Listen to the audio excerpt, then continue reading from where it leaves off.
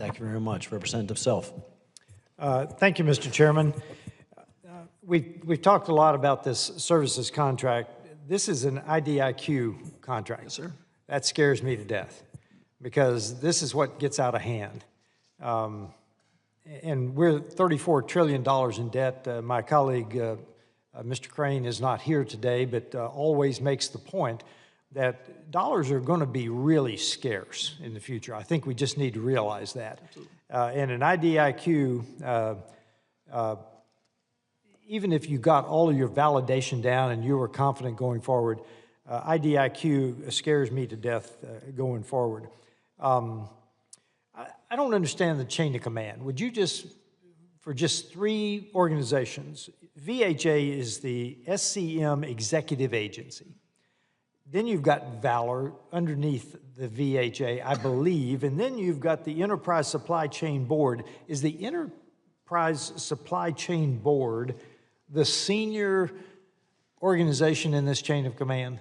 No, sir. And if I can go back to your comment about IDIQs, I think the greatness of the IDIQ is we do the actual obligation of funds based on task orders. And so we're not committing billions of dollars up front. We're only committing a little bit up front. Yeah, but this is where it gets out of hand because you nickel and dime Congress to death. That's what I have. That's the problem I have with an IDIQ. Understand. Because long history with IDIQ, that's what happens is once you establish the program and you start these task orders, they just start rolling. So I'm very concerned about that. I think Congress needs to take a hard look at the IDIQ nature of this contract because I want to know how you're going to cap this thing. I don't care if it's $12 billion or $1 billion. How are you going to cap this IDIQ?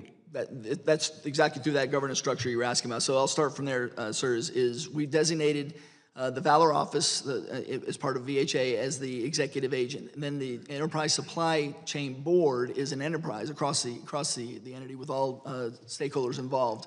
And that's co-chaired by my deputy along with Dr. Miller. And that reports up to the operational aspect of supply chain is on that VHA side. I am the program decision authority from the acquisition decisions, if you will, for getting through the milestones. The next level up above ESCB, not as a senior authority, is our VAOB, which is our VA operating board, which is chaired by the deputy secretary. And from there it goes to the VAEB, which is chaired by our secretary. So you're the CAO. Yes, sir. Because I didn't understand that. So you're the actual CAO that you reference here. Yes, sir. So go through the chain of command again. I've got a couple of minutes. We've got time to do this because I want to understand. Sure. So at the operational level it's the Valor office. So that's the day-to-day cost schedule performance effort.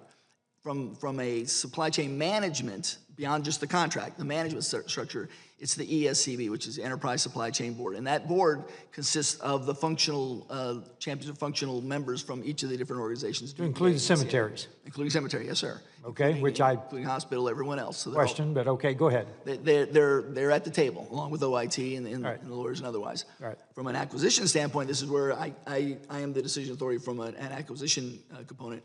ESCB also then goes up to, both of us then go to the VAOB, which is led by our Deputy Secretary, Bradsher. And then above the VAOB is the Secretary, who is the ultimate decision authority, the VAEB, the Executive Board, Operating Board, Executive Board. So that's how it flows up. But day-to-day operations is with Dr. Miller. Okay, that helps my understanding. And